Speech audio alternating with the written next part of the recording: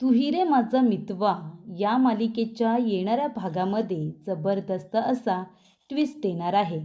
तर प्रेक्षकांनो, येणाऱ्या भागामध्ये इथे राकेश रियाकडे पैशांची मागणी करण्यासाठी गेलेला असतो. तेव्हा रियाने राकेशला धमकी दिलेली असते. ती म्हणते की तुझ्याबद्दलचं संपूर्ण सत्य मला समजलंय आणि आता मी तुझ्या बायकोला तुझं सत्य सांगायला जाणार आहे. आता तू मला फसवू शकणार नाहीस. मी तुला पैसे देणार नाही. तू फक्त माझ्याबरोबर पैशांसाठी आहेस ना? तेव्हा इथे रियाने धमकी देताच राकेशने रियाला किडनॅप करून ठेवलेलं असतं. तिला बांधून ठेवलेलं असतं एका लांबच्या गोडाऊनमध्ये. इथे आता ईश्वरी आणि अर्णव सगळेजण रियाची वाट बघत असतात. कारण रिया हा एकमेव पुरावा आहे अंजलीला राकेशचं सत्य सांगण्यासाठी. पण इथे आता रिया नक्की कुठे आहे हे कुणालाही माहिती नाही. गुंडदादाने सांगितलेलं असतं की आम्ही रियाला घेण्यासाठी इथे आलोय, पण रिया घरामध्येच नाही. तेव्हा इथे अर्णव टेन्शनमध्ये आलेला असतो. रियाला आता कुठे शोधायचं? पण ईश्वरीच्या चलाकीमुळे इथे आता रियाचं लाईव्ह लोकेशन ट्रेस केलेलं असतं आणि रियाचं लाईव्ह लोकेशन ट्रेस केल्यानंतर इथे आता तिचा पत्ता सापडलेला असतो. आणि 48 तास संपायच्या आधी अर्णव आणि ईश्वरी दोघेजण रियाला आता अंजलीच्या समोर उभं करतात आणि इथे राकेशचं कारस्थान तिच्या समोर आणतात. तर प्रेक्षकांनो, येणाऱ्या भागामध्ये कशा पद्धतीने या गोष्टी पुढे घडत जातात आपण सविस्तरपणे बघूया. प्रेक्षकांनो, आपण बघितलं इथे आता अंजली प्रत्येक वेळेला आपल्या नवऱ्याला मान सन्मान देण्यासाठी आपल्या भावाला कमीपणा देत असते. ही गोष्ट ईश्वरीला अजिबात आवडत नाही. नवऱ्याला इज्जत द्यावी, मान देणं ही एका बायकोसाठी तिचं कर्तव्य आहे आणि ही गोष्ट खूप चांगली आहे. पण त्या लायकीचा नवरासुद्धा हवा असं ईश्वरीला वाटतं. पाडव्याच्या दिवशी जेव्हा इथे हेड ऑफ द फॅमिली ह्या चेअरवरती अंजली आपल्या नवऱ्याला बसवते, तेव्हा ईश्वरी आपल्या नवऱ्याचा मान ठेवत त्याला पाटावरती बसवते आणि तिथे त्याला मानाने मराठमोळ्या पद्धतीने जेवायला सांगते. याने तिच्या नवऱ्याचा मानसुद्धा कमी होत नाही आणि तिला इथे राकेशला जिंकूसुद्धा द्यायचं नसतं, ते सुद्धा ती करते. तेव्हा अंजलीला कळतं की ईश्वरीने काय करण्याचा प्रयत्न केला आहे. तिला समजलेलं असतं ईश्वरीने चिंटूला खाली का बसवलं. ती म्हणते की तू तुझ्या नवऱ्याला म्हणजे चिंटूला पाटावरती बसवलंस माझ्या नवऱ्याचा अपमान करण्यासाठी ना? तेव्हा ती म्हणते, अंजलीताई, असं काही नाही आहे. मला जिजूंचा अपमान करायचा नव्हता. मला फक्त माझ्या नवऱ्याचा मान ठेवायचा होता. कारण नवऱ्याला इज्जत देणं ही चांगली गोष्ट आहे, पण नवरासुद्धा त्या आता इज्जत देण्यासारखा हवा, तेवढा पात्रतेचा हवा. राकेश काय लायकीचा माणूस आहे हे ईश्वरीला बरोबर माहिती आहे आणि म्हणूनच ती राकेशला ती इज्जत द्यायला जात नाही. तिला त्याच्या याच वागण्याचा खूप जास्त राग येत असतो. तेव्हा प्रेक्षकांनो, इथे आता अंजली म्हणत असते, माझ्या नवऱ्याचा तर तुला खूप राग येतो ना? आता 48 तास संपायला आलेत. उद्या 4 वाजेपर्यंत त्यांच्या विरोधात जर तू पुरावे घेऊन आली नाहीस ना, तर वाटण्या थांबणार नाही. याची वाट तुम्ही बघू नका. वाटण्या ह्या होणारच. आणि महत्त्वाची गोष्ट म्हणजे माझ्या नवऱ्याला या घरामध्ये मान सन्मानसुद्धा भेटायला हवा. मी काहीही विसरलेली नाही आहे. 4 वाजेपर्यंत पुरावे आली नाही तर वाटण्या होणार. मग मला कुणीही थांबवू शकणार नाही. माझ्या हिश्श्याचं मला द्यायचं आणि मला मोकळं करायचं, असं अंजली म्हणते. तेव्हा ईश्वरी अर्णवला म्हणत असते की आता काय करायचं?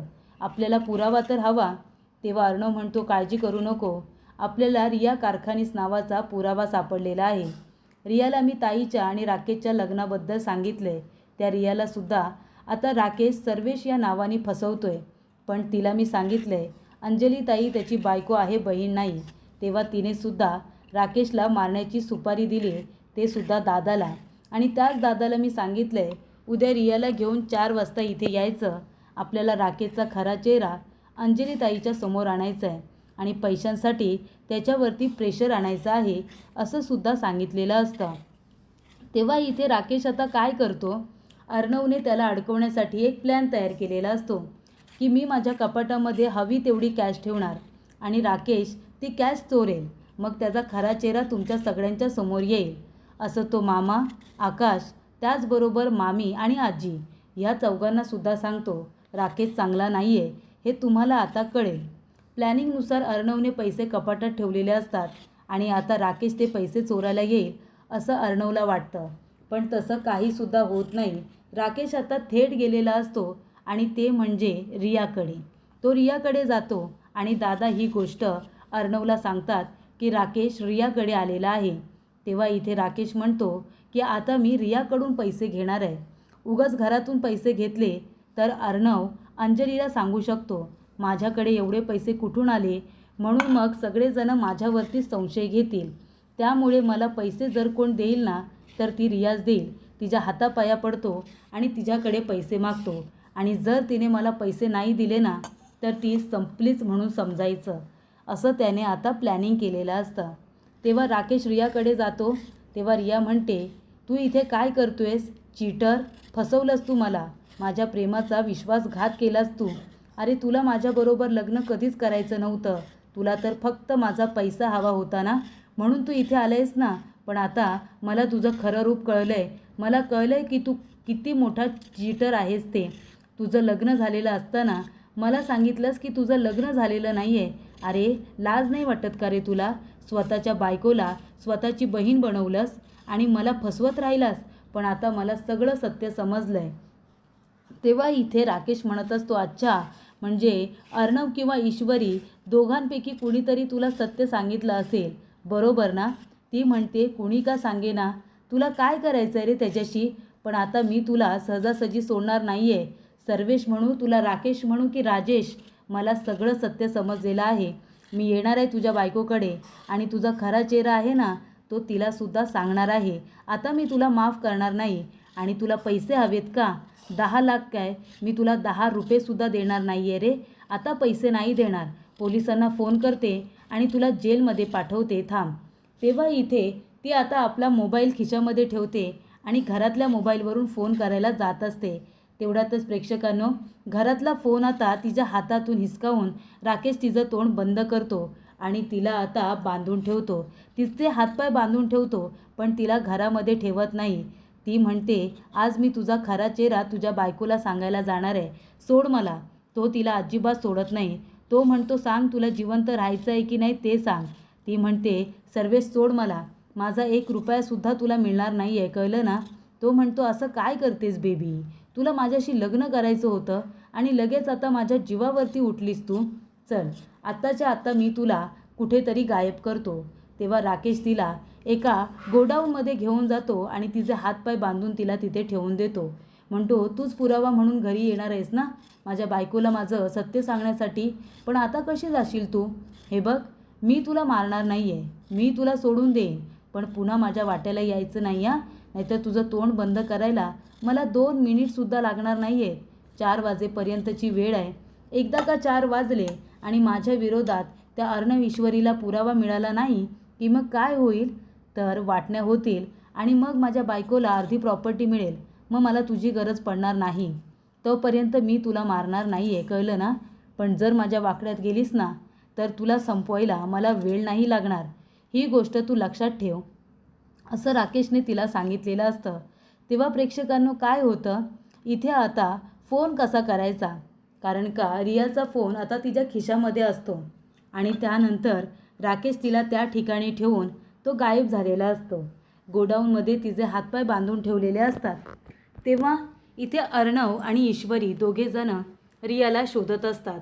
आता रियाचा पत्ता कसा मिळेल? राकेशचं लाईव्ह लोकेशन ट्रेस केलेलं असतं, पण ते आता दुसरीकडचं दाखवत असतं. तेव्हा त्याचं लास्ट लोकेशन चेक केलं जातं. ते एका गोडाऊनपर्यंत गेलेलं असतं आणि त्यानंतर इथे आता रियाचं लोकेशन ट्रेस करण्यात येतं. ईश्वरी म्हणते की रियाचं लोकेशन ट्रेस करा, ते आता नक्की कुठे आहे ते आपल्याला कळेल. तेव्हा इथे रियाला किडनॅप करून ठेवले राकेशने आणि एका गोडाऊनमध्ये ठेवले. ही गोष्ट समजलेली असते. रियाच्या घराच्या मागच्याच बाजूला एक गोडाऊन असतं आणि त्या ठिकाणी तिला बांधून ठेवलेलं असतं. आणि तेव्हा प्रेक्षकांनो, इथे आता 4 वाजायला थोडाच वेळ उरलेला असतो. तेव्हा राकेश घरी येतो.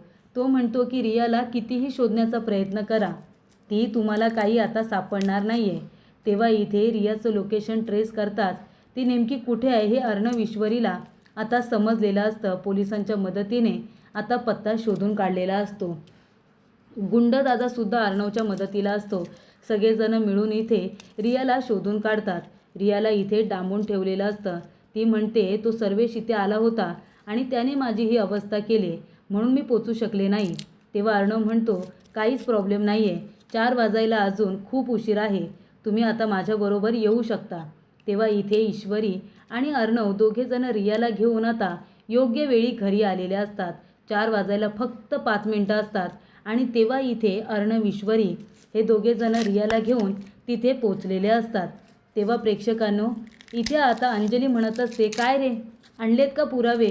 आता फक्त 5 मिनटं उरलेत, यांच्या विरोधात पुरावा नाही मिळाला ना? तेव्हा इथे आता रिया मागे उभी असते. तेव्हा ईश्वरी म्हणते की पुरावा आम्ही सोबतच घेऊन आलोय. राकेशला वाटत असतं की यांना रिया नक्की कुठे आहे हे काही समजणार नाही आहे, त्यामुळे इथे राकेश मात्र रिलॅक्स असतो.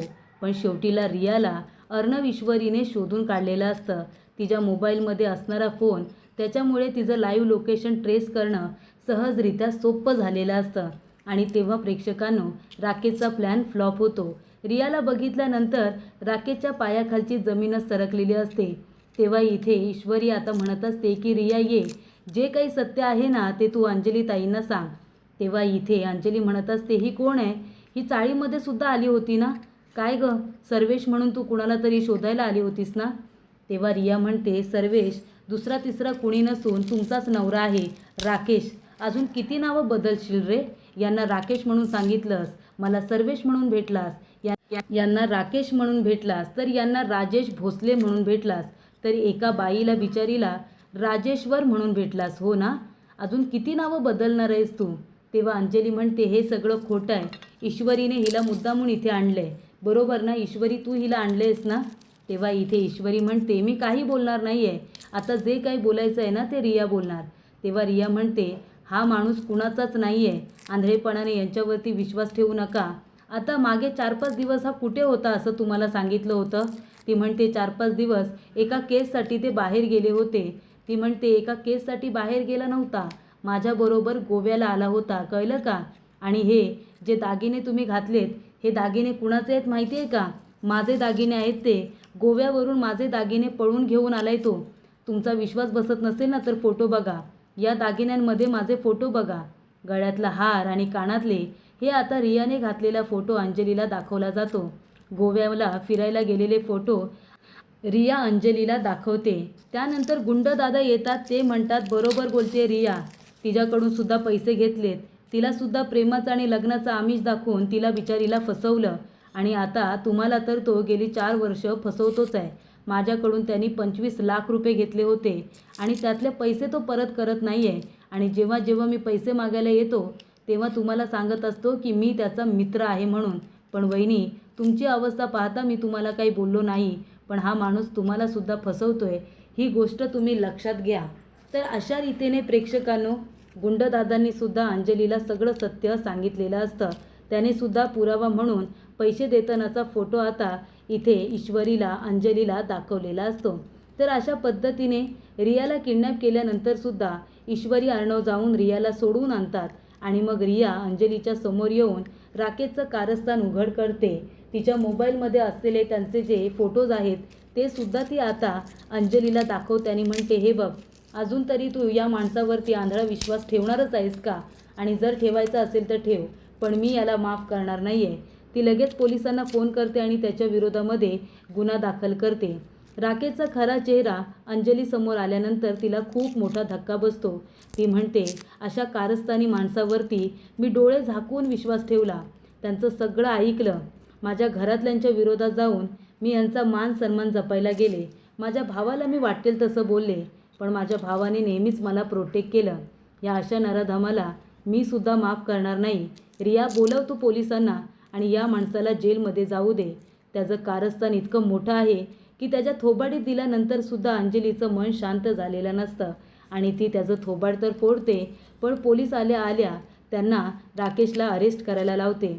आणि इथे अर्णव ईश्वरीसुद्धा अंजलीला राकेशच्या कारस्थानाबद्दल आता स्टार्टिंगपासून ते आत्तापर्यंत सगळ्या गोष्टी सांगतात.